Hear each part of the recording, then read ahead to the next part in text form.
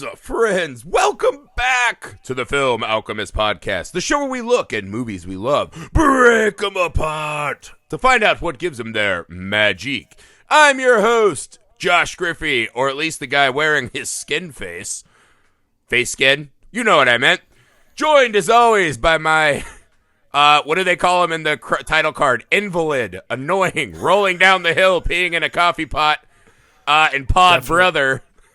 Definitely Alex Dandino. Yeah, Alex Dandino, Franklin, very, very much the same. Very similar characters. All right, guys, this month, as you know, the pod breaks bread. So these are all movies that feature a famous dinner scene, right?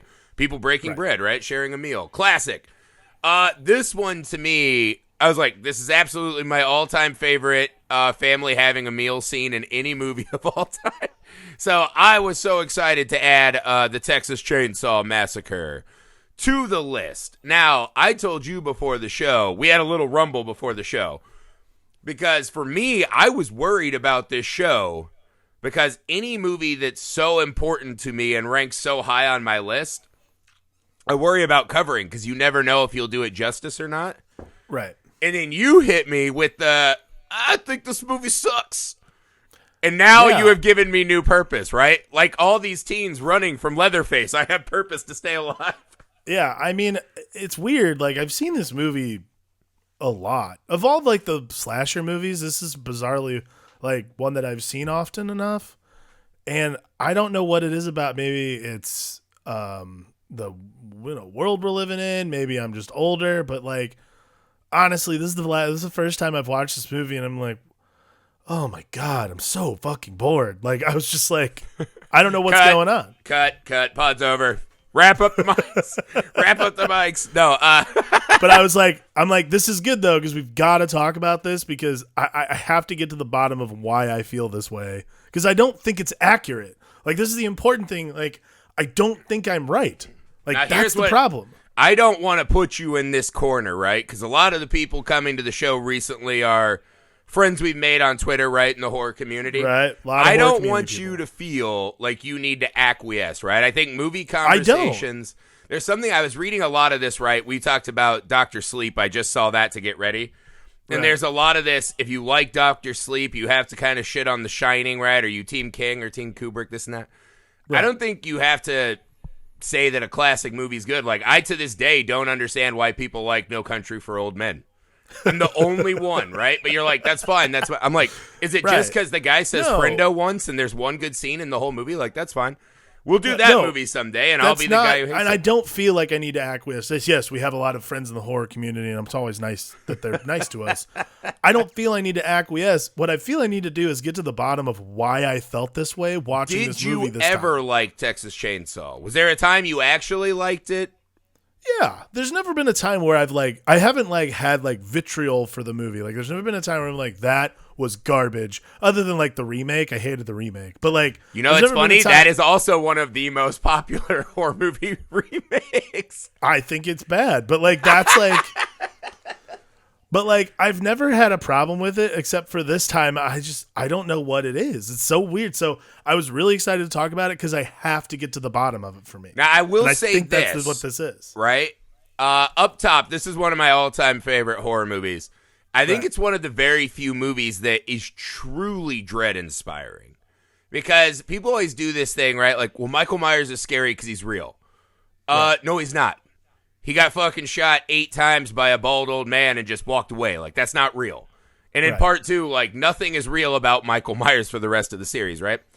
Right. Leatherface is the perfect combination of he's very real. He's very believable. He gets a lot of that kind of sympathetic heart treatment that some of the Jason Voorhees, movies bring out a lot. Right. And there's even a lot of other humanizing scenes to him. But what this movie does, and I think that's the other thing too, is it does, again, a little bit better than I think Halloween does in a way, which is, this is the kind of, there's just so many base scary things that that often are just overlooked in this film, right? And we'll get to that. I actually think one of the things this movie did on this viewing that I was a little shocked by, I forgot how long it takes to get to the horror movie, right? Because And I was talking to someone today about this, right? The first time we see Leatherface in his full regalia, right, is one of those moments in film that is so scarred onto my psyche, right? Remember, I think I was 14 when me and my friends saw this, right? Someone's older brother or whatever had a VHS of it, and we're like, we're going to fucking steal that and watch it. Right. Because it was one of those, like, video store movies, right? I still to this day contend it's the greatest movie title of all time, right? Like I heard that as a kid and I was like, the what? The Texas Chainsaw Massacre? Like, holy shit. And I didn't even really know much. I remember this old VHS cover and it became one of those, I have to find a way to see this while my mom's like, what are you doing in that aisle again? Get out of there. You know, right. So when you finally see him though, it's the rare, like when Jaws pops out of the water, you're like, not great, not amazing, right? Good moment in the movie, but doesn't live up. Leatherface all the way lived up and then exceeded my nightmares. Sure. It's this fucking barbaric yelp. The way, I mean, there's just something so fucking visceral in that moment, right? Right. But that happens 36 to 37 minutes into the film. If they remade this movie today, and actually I should have watched the remake to be clear on this, that opening scene would be Leatherface smacking someone with a sledgehammer in the first 3 minutes. Yeah. And then we would cut to, now we're on a road trip, right? They would give you the cold open taste of Leatherface. Right. And I think what this one does, paired with a couple other traits, is by postponing that so much, there is this, we have left the real world and entered pure nightmare hell.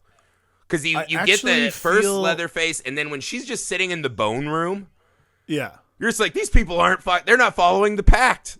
They're not a part of society. But I think that holding off could be part of what you may have found boring. But I think it adds to that enormous impact that has scarred Leatherface onto so many of our psyches. Right. I feel like in the remake they do that, actually. Like, what you're talking about is, like, I feel like in the remake the beginning is literally, like, scenes from the crime scene.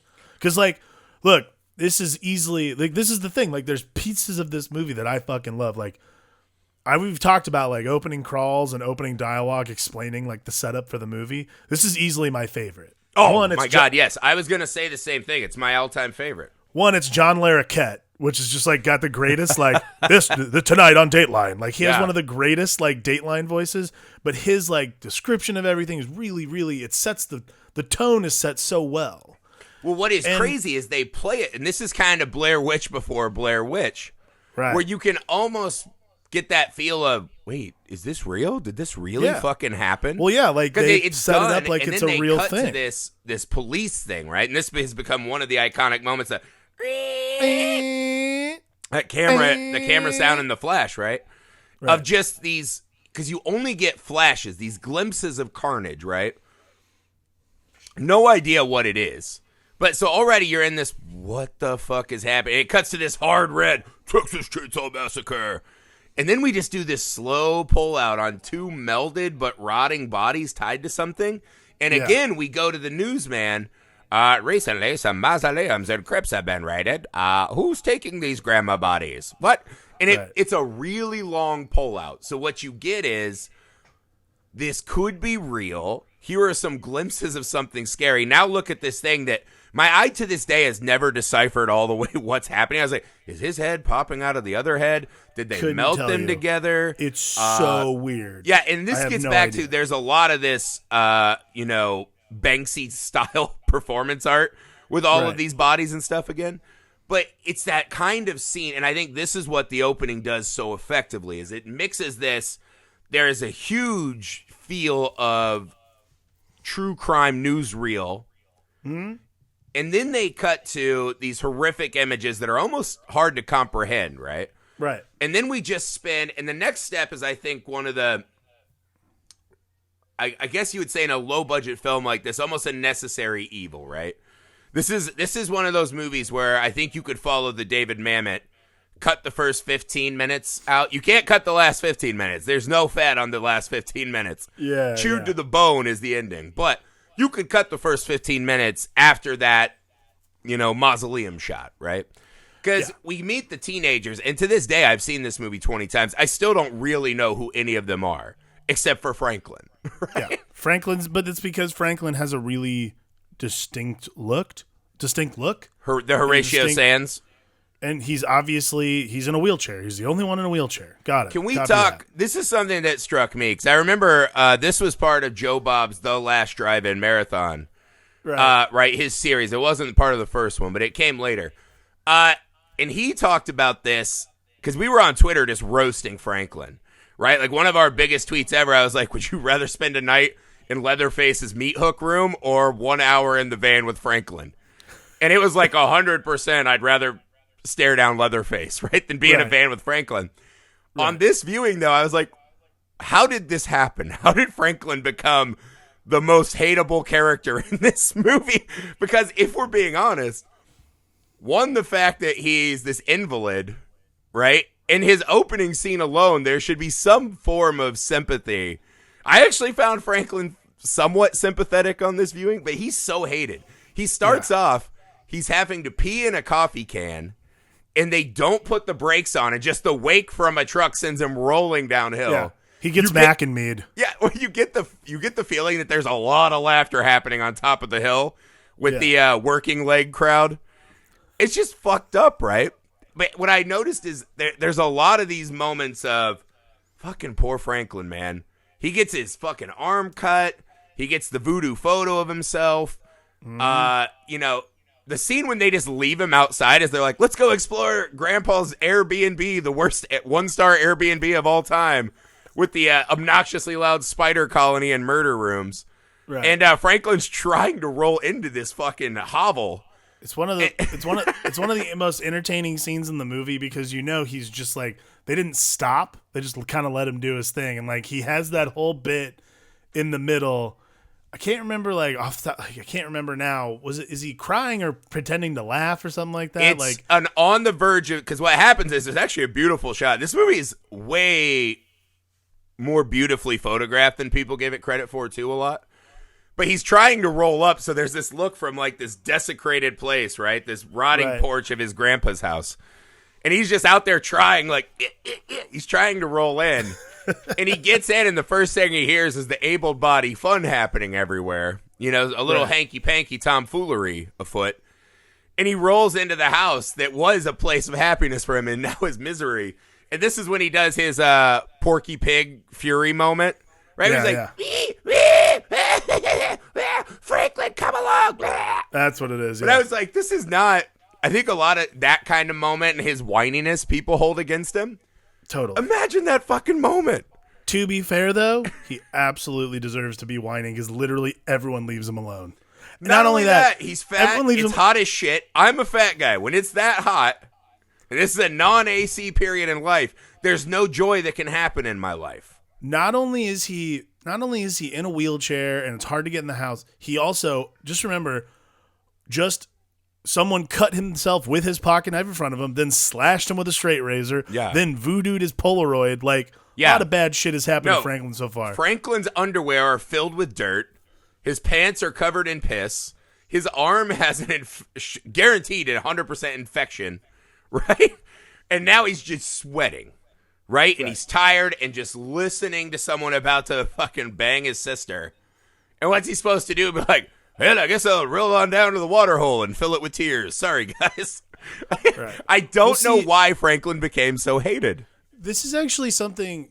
But then moving into the water hole thing, when them walking, I think is it Kirk and Pam, maybe? I don't know. White guy and white girl. I'm sorry. Kirk and Pam. I think it's Kirk and Pam. Sure. But, it's interesting because the shift from that, which is real dirty and grimy, and they obviously didn't like the house very much, and you're seeing real just someone just holding a camera rolling, to this tracking shot of the sun as they walk and the camera's rolling behind it, clearly on it's the smoothest shot in the whole movie, right? I actually found that really jarring, and I thought it was really strange. All of a sudden we're it's like, oh, this is the day we had the dolly, so we used it. It was such a strange, it's such a strange, transition from what we've been dealing with so far, which is hardcore, handheld stuff, not a lot of room. There's a lot going on. Like, Yeah. I think that's probably the thing that I noticed first that kind of threw me out. I was like, whoa. But they do that shot multiple times, right? And this is one of the things that struck me this time is I think, again, we're setting it up very kind of, what is it? Cinema verite, right? Like 90s shit. Right, yeah. Like, just shoot it, man. Just fucking shoot it. No anything. Well, yeah, this was an $80,000 movie. Yeah, it's one of the most successful films of all time, right? Yeah. And so it's super raw. But for some reason, yeah, those shots as they cross towards the Sawyer property, right? Or the Hewitt property, sorry. I think it's Hewitt. Oh, my God, I don't know. Thomas Hewitt, I think, is Leatherface's real name. Anywho, or is it the Sawyer family? Man, now I can't remember anything. It's late and I have had too much coffee. How can you possibly know? I know. Well, I have a Leatherface belt buckle. I'm really into this movie. I know. Now I outed myself as a man who owns a belt buckle. I don't wear it, but I own it. I saw it and I was like, I just want to have this. I never wear it. When would a man wear a belt buckle? I don't even know. Anywho, there is this effect of, because this is something that struck me as well, right? Is this leaving reality as the movie's been setting it up, right? It's set up very realistic and just kind of handheld grimy. And these long tracking shots are very strange. There's even this shot of just a nail hammered through a wristwatch, like some kind of Salvador Dali painting. But what struck me is when they show the front of Leatherface's house, it's actually kind of idyllic. There are flowers growing. There's this beautiful shot framed through a porch swing, or like a freestanding the house swing. Itself, like, I think that's the thing that's like, that's the thing I love about this, because I think I texted you this. Is like, the Texas Chainsaw Massacre is a movie that exists solely to remind people never to go to Texas. Like, that's how, like, but really what it is, but in a way it's this sort of metaphor for, in general, like, I would say, like, places that are unknown in general. Like, yes, the farmhouse is beautiful from the outside. Like, it is this sort of idyllic looking farmhouse. It's, got green shutters and all kinds of cool stuff. And then you go inside, and, like, the first thing I noticed, like, especially, like, that hallway shot right before the dude gets fucking whacked by Leatherface, and the first big reveal, which is awesome, is like, not a lot of places in Texas have slaughterhouse doors inside the house. That's not a common thing. Yeah, that should be a red flag. Yeah, I mean, like, I wouldn't go any further into that house. There's also taxidermied shit everywhere. And again, like, that should be, like, just general rule of thumb for anyone traveling. Like, if you're looking for someone, you see taxidermy, get the fuck out of there. If your wife watches enough HGTV, there are just handsome-looking couples of men and their wives who just turn random things into, like, stuff for your house. Maybe this was the first wave of Pioneer Woman or whatever that show is she watches. I don't know. But I think this is an important moment, though, right? Because, again, we've had to really wait on this. And there is this, I've never done it, but I know people who have told me that they just skip the post wiping blood on the van to that scene where Leatherface smashes him, right? They're like, I don't need that 25 minutes of movie. Right. That's right. I never think it's that long to me. I just, stay in the paces of it, whatnot. But, again, the outside of it looks way more idyllic than I thought. And then when you go in, you start to get the, oh, fuck, right? And not even as much until she comes in the house. That's when we're really off the rails. But I think what it does is this movie, again, it serves as this, because this is something that struck me. Their grandpa's house is really close to these people. Right. How long has this been going on? Is this a family tradition? Did he know about it? Did grandpa's almost death send them down this spiral? Well, now they're raiding the mausoleum and committing cannibalism. How long have they been doing this, right? Because the movie makes us think the cemetery robbing is a fairly new phenomenon. Right. And there's fucking bones everywhere, right? Like there's already someone on the spit in the barbecue place. Right. So there is this weird, maybe through the Depression era and things get hard when you're out on your own, that people just, let some shit slide. And so there's this outsider mentality of you're in a new place. And, of course, they just walk in because that's something you would do to a normal person's home. And once you walk into the house, it feels completely severed from anything else in the movie. Right. Oh, no, totally. Like, they change, again, like, another thing that they do, and this is really important, and visually it sends the movie into another direction, is even the back wall, like, where Leatherface emerges from, that bright red on the back wall. Mm-hmm. That's a big visual cue. Like, it's a really important thing in film in general, is like, this is the turn of the tide. Like, to me, that's when this movie stops being like, I don't know, some weird like hippie documentary and actually becomes what we all expected it to be, which is, you know, exploration of terror. Like, that's really kind of what this movie ends up being. And again, like, I don't know why that, you know, that part's exciting. And there were some, I still enjoyed, like, I think it mainly happens in the ending of this movie where I like totally just lost steam, because this part I was still like, I know. I don't know. I feel like the ending just fucking goes, man. I don't know how to describe it. Actually, I do, but we'll get to that. But more importantly, when like the first reveal of Leatherface happens, that might be one of the coolest reveals of all time. Well, to me, this like 5 minutes of film is my favorite in almost any horror movie. Short of, now that I'm a parent, The Exorcist has taken on this new level of terror for me. Because a lot of people, I guess it's like a new thing that's cool in some communities, is to talk shit on The Exorcist. Is, oh, it's not really that scary. It's kind of hokey. It's too long. I'm like, are you fucking kidding me? Could you imagine if your child was taped to that bed, right? Like, I watch that movie now, and it's fucking a million times scarier, right? Not only just the big question of, you know, oh, there is a God and a devil, but like, my kid, my fucking kid, like, you know, is fucking themselves with a cross. Oh my God. But this 5 minutes here is probably my favorite in all of horror movies, right? You have the idyllic lead up. They walk into the house and you're immediately like, something's fucking wrong. Leatherface emerging and the fucking moaning scream that Gunnar Hansen gives to Leatherface. There is a frenetic, frantic, primal energy to Leatherface that is my favorite of all the slashers, right? Brains this guy. His body's convulsing. He's dragging him in. Yeah. What I love about this, though, instead of that being the one beat, there's still this fucking umbilicus to the outside normal idyllic world. And so we have this minute and a half to sit there and be, run, get off the fucking swing and run. But we know she's not. We know that she inevitably is being pulled into this house. Right. In that decision, I think it's fucking crazy. Because if you watch a lot of horror movies, most characters who enter a place like that alone, they go on their own and they disappear. And then we have to do the, hey, where'd that guy go? He never came back, right? There's this moment of, wow. But her being almost linked to him, right? Like those fucking climbers, they have to tie themselves together. And you know that as Leatherface is dragging her boyfriend in, she's coming in too. That is a fucking really cool extra layer, right? This inevitability of her fucking getting brained. But then when she goes into the house, one of the scariest moments that I don't think I really give enough credence to often is just her writhing around on the floor in the bone room. Because this is the thing, right? This fucking place she's in has this facade of a home.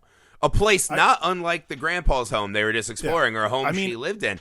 Imagine just the depravity of chickens hanging from the roof and bones and furniture. I'd go it's this further total than that. break from the social compact. I mean, the middle, like, the stuff on the wall is pretty much, I mean, look, to be honest, I've traveled a lot for work. I've been in a lot of these kinds of houses. There's animals all over people's walls. Like, I don't know how to explain it.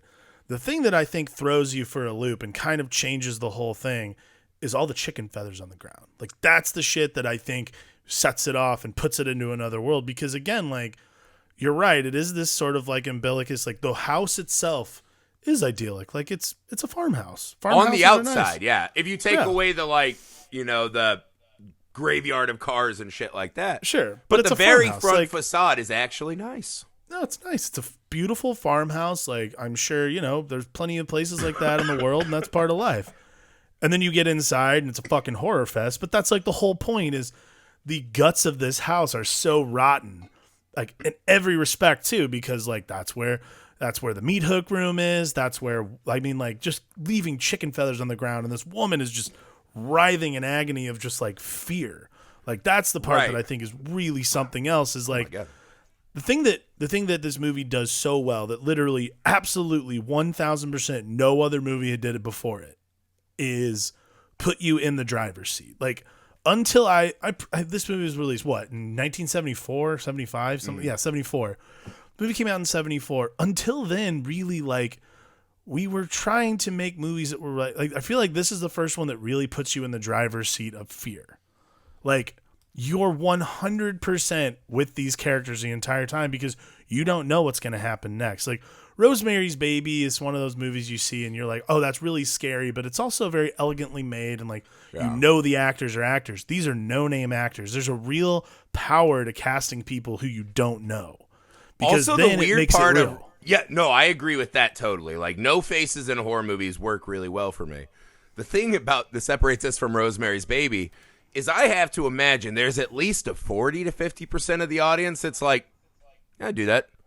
One night of devil sex, and then all my neighbors just wait on me and raise my kid for me. Like, I have two kids. I would maybe still make that deal, right? Like, Right. You're like, I mean, so like, it's scary, but in a relatable way. No one is saying, oh, yeah, I'll go walk into Leatherface's house. well, I mean, even to that point, though, too, like, you're also looking at this movie from 1974, which it's after Vietnam, and you're still dealing with the hippies and that kind of thing. Like, there's still a lot of that essence and that vibe, but it's also in the middle of the 70s, so that's starting to really kind of go away, and hippies are starting to become not the cool thing.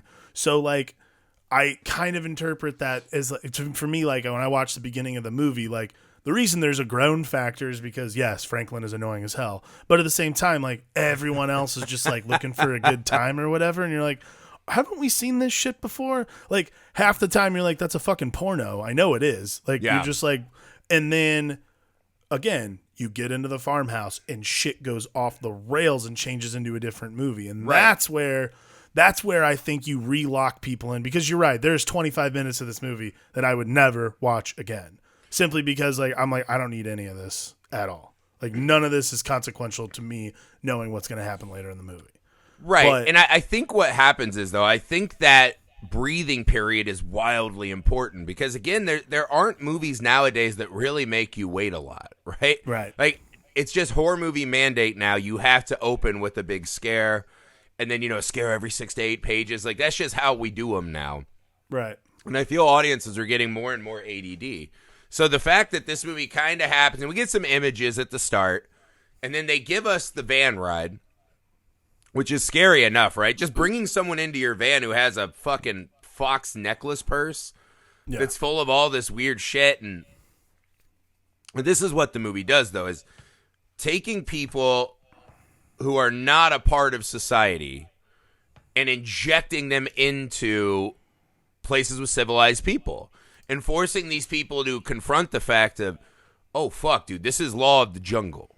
Because there is another question in this movie I had, which is Leatherface, they almost play Leatherface as, the ultimate bad guy visually, but really he's just killing people who broke into his home, and he doesn't know necessarily why they're doing it. Now, his other brothers are kind of baiting and luring people in, and I know he's obviously a bad guy, but Leatherface is just this kind of predator, right? Like, they don't hint a lot at, has he been killing people from the surrounding area?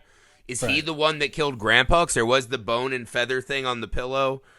Did the neighbor ever eat any human meat, right? Did Grandpa eat the human meat? Did they when they were kids? There's just this kind of Western vibe that I like about this part when people are just on their own and trying to survive. You know what I mean? They talked about how the slaughterhouse was struggling and people lose jobs and the new air guns are taking jobs. So there is a lot of this kind of lost America part of it. Oh, yeah. No, this is definitely, there's a lot of Wild West essences going on here. Like, and that it really comes together, though, right? Because we have the umbilicus pulling her in. When he grabs her, right, and puts her on the meat hook, it's unbearable to watch. And then the part that is extra crazy, because I remember being like, wow, that's a slow fucking agonizing death. He just goes to work with the chainsaw on her boyfriend's body, and she's just going to watch.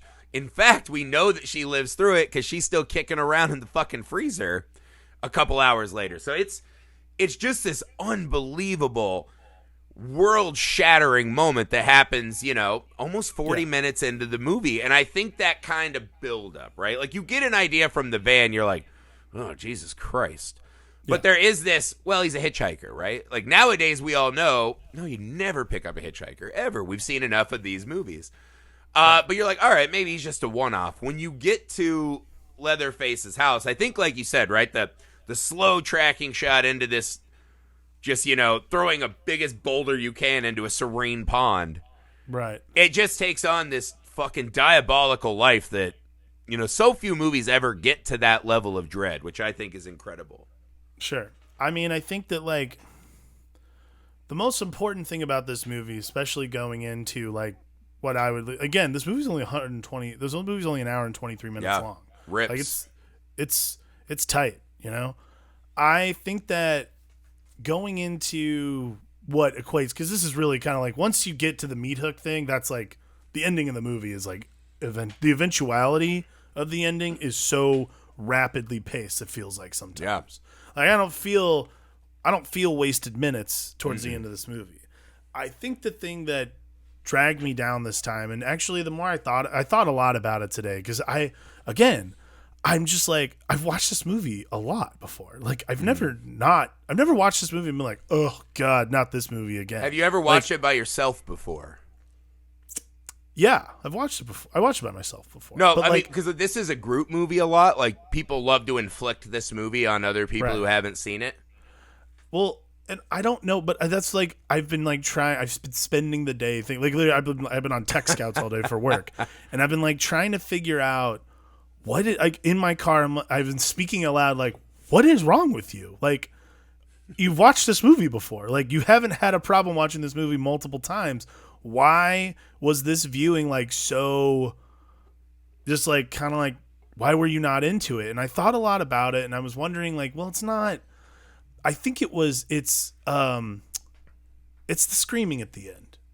She screams almost the entirety through the ending of that movie, like nonstop, this like guttural inhaling scream nonstop for probably the last 20 minutes of the movie.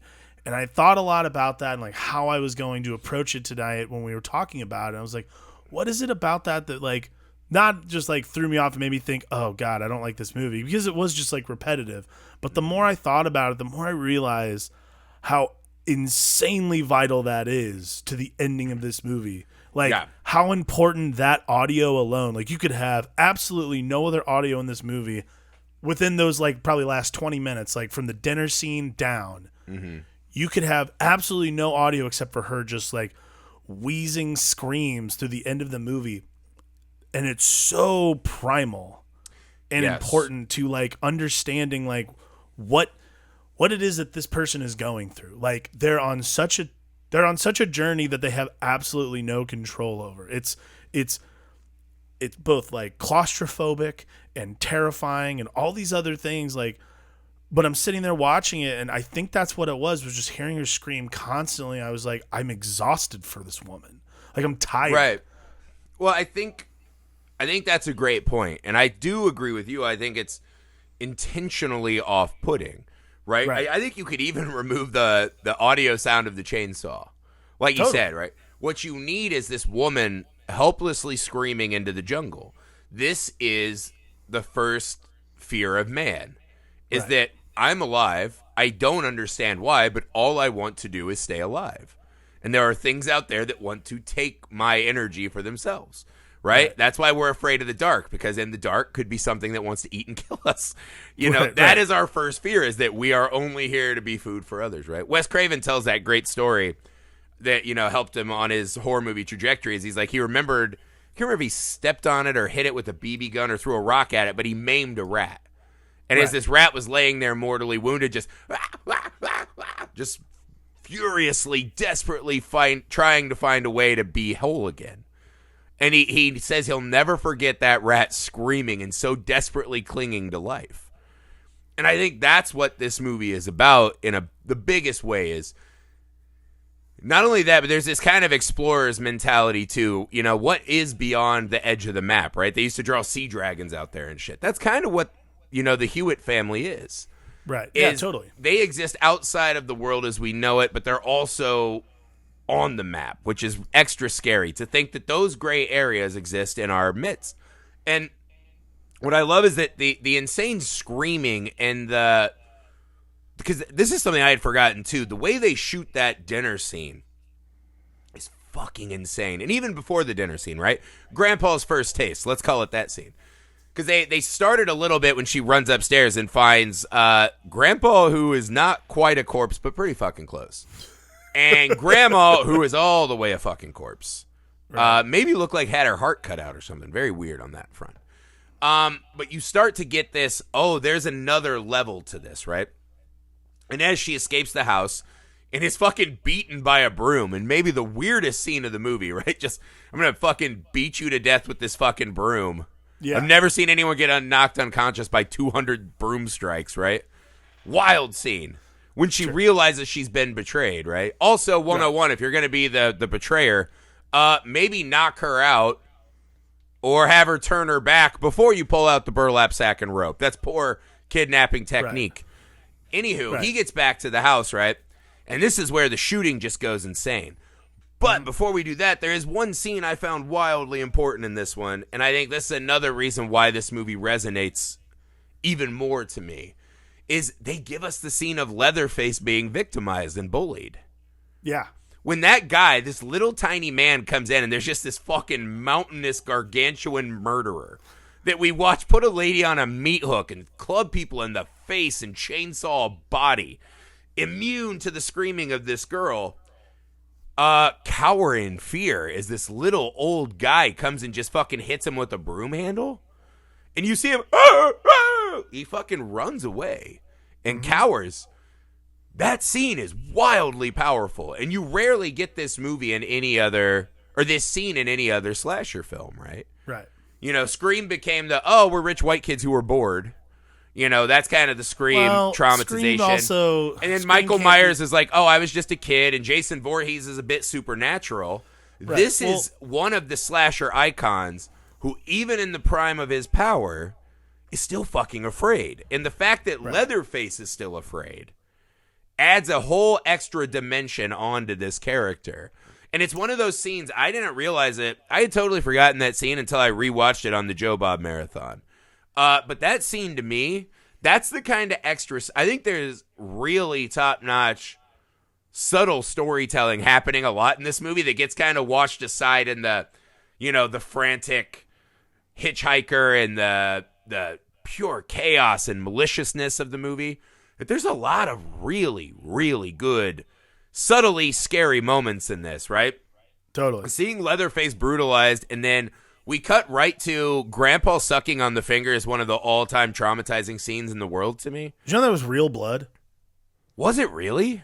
Yeah. So I was actually reading because I just wanted to know like the production process, because again, it's like a $700,000 adjusted for inflation movie.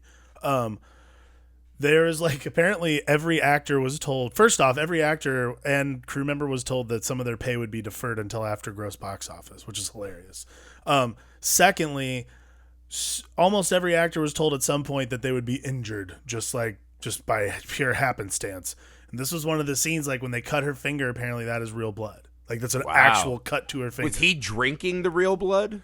Yeah. Or they're like, oh, fuck, we cut her, and then they cut to... No. They knew they had to do it because apparently they did a lot of tests. I never heard that. Apparently it looked fake as hell, so they're like, we got to do it for real. Holy shit, that's gross. That's gross. Nasty. Yeah, that never would have flown, but 1 decade later, it would have been like, shut it down, shut the whole fucking movie down. Shut it down. OSHA. Yeah. Hello? OSHA? Yeah, no, that's awesome. But yeah, that scene is so fucking wild. And what I love, too, is I had forgotten how extremely close up we get in these scenes. There's the scene where you're just looking at fucking eyeball veins. Yeah. It's almost as if the movie is saying, you don't have eyelids, and we're going to fucking cram this into your face as hard and as far as we can against your will. Right. Because it is after Grandpa's scene, and then you wake up at this kind of fucking hideous, Mad Hatter Tea Party dinner scene. Right. It is as uncomfortable as a film can make me for the most part, right? Because there are movies like Human Centipede 2 that try to get me there just by what's the biggest fucking taboo and stupid shit I can show you? This one gets me there very naturally and through actual narrative technique. This one's super... And the camera just going... very dun, organic. Dun, dun, dun. The fucking... and like you said, just the constant screaming and him screaming back in the face. And then there's this very Rob Zombie argument happening between the two brothers. And, cut to Leatherface actually being very nurturing to Grandpa and patting his head. There's just so many elements happening that do not sync up. Right. As the camera is literally flying into your fucking eyeball. I mean, it's fucking... When they have her over the bucket, too, it's unbearable to watch. It's fucking hideous. The grandpa can't even hold the hammer, and then they kind of are hitting her on the head with it a little. There's this manic energy in the family, right? Where now this is where the movie re-illustrates that this isn't just survival for these people. Right. Right. It's not just that we need to eat meat.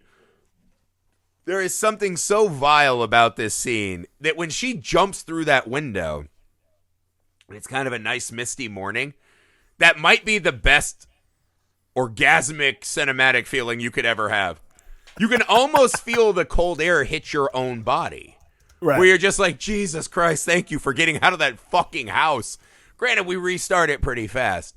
Right. What about that dinner scene? Because this is what I mean. Like, we go straight from the dinner scene and the finger sucky scene right to the ending. I'm a little curious. Are you in through the whole dinner scene and finger suck? Where is it that you're not interested in this? Again, I feel like it grated on me so fast. It happens.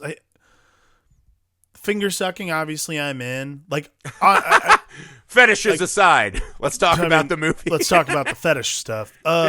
No, you know what it is? Like, the entire dinner scene, I'm down. Like, I dig. Yeah. Like, that's like the kind of cinema verite that everyone should be down for. You know.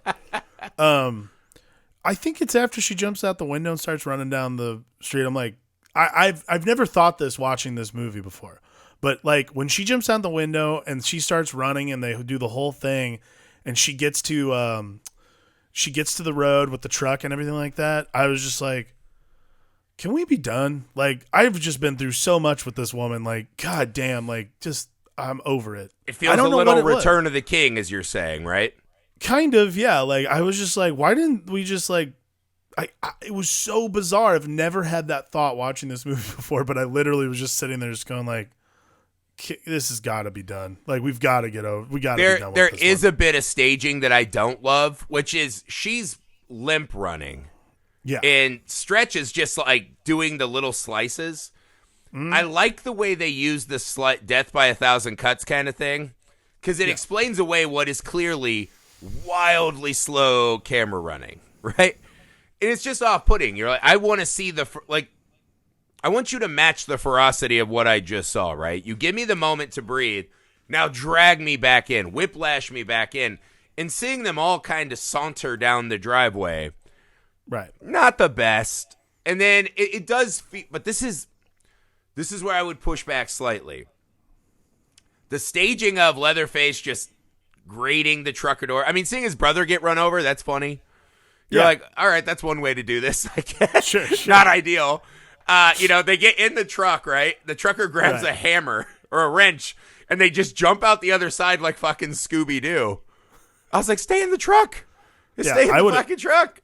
Or stay hit in the truck. Gas. I would have fucking driven off, man. I'd be like, fuck this. But I love when they get out on the other side, and he just freezes, and it's almost like when they're faking the ball in Napoleon Dynamite, like he's going to throw it at Uncle Rico.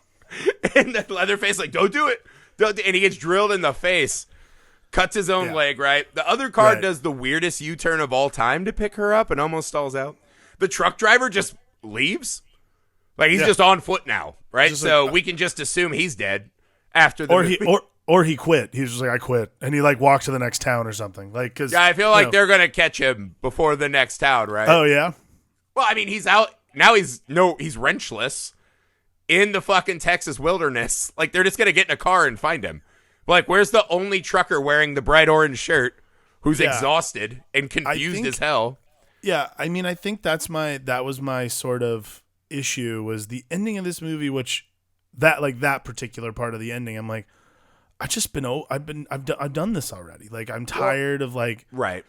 And again, like, look, I think the world of the Leatherface character, it's an amazing fear-inducing character, because that person 1000% exists. It's based on Ed Gein, but you know that person is still out there somewhere. Yeah. Like 100%. And that final shot of him just like writhing around, the chainsaw flipping in the air, like that is iconically cool and scary as hell because you know the story's not over. Right. And that's what I love, right? So I don't love the mechanisms of the trucks and this and that. Right. And it does feel very kind of, I don't know, hacky almost. Look, like, to why be are we honest with just you, throwing this if you put the Benny Hill music in, that's I was like I was watching it, I'm like, I'll give you that, right? Like it feels a little Benny through Hill-ish. the semi truck, not great, right? Especially after this wild fucking, Salvador Dali dinner we just did. Yeah. Right? That kind of stuff is so good and visceral and psychological. A lot of it. Because this is the other thing the opening asks us to do, right? Is as they're explaining these horrific crimes, corpses being stolen, the Texas Chainsaw Massacre. We hear her and her invalid brother, like, what happened? What happened? Like, we're doing a lot of imagination work at the start. And they're talking a lot about slaughtering cows, right? And showing us juxtaposed kids and cows. So our brain is doing a lot of work throughout this entire movie to, add to the depths of horror that we can't see. Just like, why are those chickens hanging from the roof? Why is the chandelier made of mask? Why did Leatherface change to that lady's hair with a ponytail, right? Like, there's a lot of bits. And then all of a sudden, we just kind of are reduced to trucks and wrench throws. Yes. I agree. But it does get us to my favorite horror movie ending of all time, which is, because I think it's really important, that mirrored image of Leatherface just swinging his fucking, as the sun sets on the story, he is just this primal fucking inner part of the human condition that is still raging against the world, not defeated. That's the other thing too. Like, I think what's awesome about that is like, like we're so used to seeing like so many things happen in the dark in these movies, and this movie takes place mainly in the daylight, which is another great thing about it. But then I thought about it too, because I'm like, oh, that's a cool like sunset shot. I'm like, wait a second, this is supposed to be the fucking middle of the morning. Yeah. Like I was like, oh my God, he's just gonna live his life like that. Like, it's the morning. Like, this is how his day's starting. Yeah. Like, he's like he's going. You wake up with Starbucks and yoga. This is his life. This is his life. I gotta put on my Hillary Clinton suit and face and just go out and fuck. Yeah. Like, what does his lunch look like? He's like, what a day. What a day. Goodness. You know what? I'm going to go take a nap in the feather room. What a day. I need a fainting couch. My goodness. The vapors. It's like, I'm going to put on my Lindsey Graham face. The vapors. Ooh, my wicked time. But what I love is that just you can't suppress, no matter how civilized we get, no matter what happens, even as the real world is encroaching on these dark spots of the world, right? Where the older ways still win, Leatherface will always be there. And you match it with her fucking blood soak. She survived this ordeal.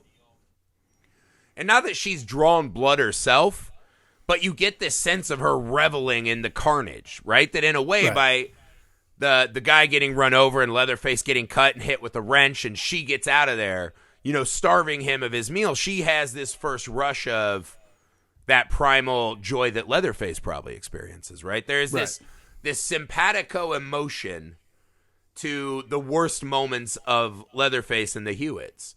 And I think her just completely breaking and enjoying this fucking terrifying moment of devastation, the euphoria, as she's about to go back to the real world and have to explain all this away and all these everything changes right now. Her life is over. Right. As she's as it was constituted, it's over. But I think that the primalness of that ending, right? Those two images, her blood-soaked, laughing, right? It's an emotion you don't expect. Leatherface actually just spinning, and it's almost ballet, right? It's not some primal like he's breaking things. There's a whirly, easy breeziness to it. It was so easy for him to do this, and it'll be so easy to keep going. I think those counterintuitive images mixed together just make this. I mean, this is better than any movie that ends with we killed him this time. No, you didn't. Right. No, you didn't. This is better, right? Take out the little Benny 100%. Hill moment, right? See, I would argue with you on this, though. You could take out the Benny Hill moment, but I do think you need the entire first act to stay in tow.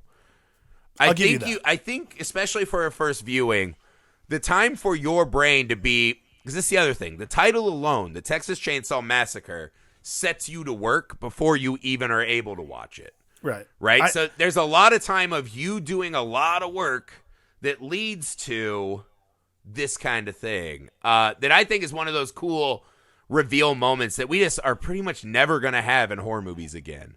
Yeah, I mean, that's important. You could take out the Benny Hill stuff, though. I'm with you on that. I can get behind leaving in the beginning of the movie. Yeah, I don't need like all that stuff. Like if it ended with just him like flailing in the morning sun, of like with that chainsaw, like that's terrifying in and of itself. Like that's like probably the best part about it is like it's going to happen again. Like that's the cool part is it's really kind of one of the first times. It's really one of the first times that like it's not like the way like Friday the 13th has the big reveal at the end. Like, it's not the same, though, because, like, oh, the story's not over with Friday the 13th. This one is more just like, the story was never going to be over. This is absolutely how this place operates in general. Yeah. So, the true terror is, like, not knowing where that is in Texas. That's the true terror. That's anywhere Texas. That's pretty freaky. I love that this movie ends on those two images, too, because Friday the 13th is a perfect corollary. What if they had just ended on Jason pulling her under the water instead of the fucking cutting to the hospital, right? End on the powerful image that sums up the whole journey we've been on. Totally. I don't know. To me, I think this movie, again, it has all that kind of carnage and cringe and pure dread, I think, that a lot of horror movies miss. I think it does live up to its moniker. Is just this all-time horror experience totally in a proper way. You get all the stuff that you're bargaining for. And I like that it has this room for your brain to make it even scarier, right? And there is a bit of the grittiness and flaws of the movie that actually add to it a little bit. I think that's the thing that I always stick with. And then every time I watch it, I am struck again by there is some really good filmmaking happening. And in a movie like this, an interesting corollary to me is Human Centipede 2. Human Centipede 1 has some good filmmaking, but it also is relying a lot on a fucking cringy gimmick. Right. Human Centipede 2 says, oh, fuck that, we'll just make the most obnoxious movie of all time and say that it's horror. Just because it's repulsive for repulsive's sake. Right. This movie has real narrative power. And it's just good visual storytelling. Really much more powerful than you expect from this movie in that time period with that budget and this cast in that title. Right. I think it's an all-timer, man. It's in my top 10 favorite movies of all time for sure. It's 1,000% an all-timer. Me be damned. You know what I mean? You still aren't convinced after our whole conversation. You're still like, eh. No, it's still it's a great movie, and I know it's important. The last 25 minutes throw me for a loop. That's all. It's not that this is the worst movie ever made. We've seen those. Like, this is an important movie, and it's also really good and scary. That's the whole point of this kind of movie being made. It's just a preference thing. That's all. You know what's cool is I actually think this movie will continue to age really well. I agree. Because a lot of movies like this, they're shocking for their time. I think this one's going to get scarier as new audiences find it. Because they'll be like, wait, there was a time when you didn't have GPS and cell phones? Holy shit. Like, this movie becomes even scarier with the off-the-grid concept. Absolutely, and again, I don't think any of the scares rely a lot on, bad gore and this and that. It's just, it's so much more psychological than I think people give it credit for. It's not even that gory, to be honest with you. I mean, by today's standards, no. Like, watch this and then watch the Evil Dead remake. Right. And you're like, that movie has 3 million gallons more blood than Texas Chainsaw. But I think Texas Chainsaw is more effective in a dread-inducing way. That's it, guys. The pod is broken bread with the Hewitt and Bones and Chickens and Franklin. All broken, left for pieces. But we had a good time, man. I hope they invite us back. Maybe they will, so we can get some McConaughey and Viggo Mortensen young appearances. That's it, guys. Next week, we will be doing Home for the Holidays. Truly the most terrifying dinner that we are doing this entire month. Way scarier than the Hewitt family reunion. Oh my God. I can't wait to talk about this. Yeah, and then also, guys, in case you're interested, you can follow us on Letterboxd. I believe it's JLGriffey621 is our Letterboxd, where I keep a list, the Film Alchemist podcast list of all the movies we're doing. To wrap up the month, we still have It's a Disaster and Clue. I can't wait to do these last three. We're still trying desperately to make the time to get through some of these amazing theater experiences we've been having lately. So many fucking awesome movies have come out in the last 3 weeks. We're just trying to catch up, guys. So hopefully we'll get to those too. Please, wherever you find podcasts, leave us a rating and review. Just write 2 sentences, man. It helps us out a ton. You can find us on Twitter, Film Alchemist 1, Instagram, Facebook, all the other stuff. Share us with your movie-loving friends, man. We appreciate it. For the Film Alchemist, I'm Josh Griffey. I'm Alex Dandino.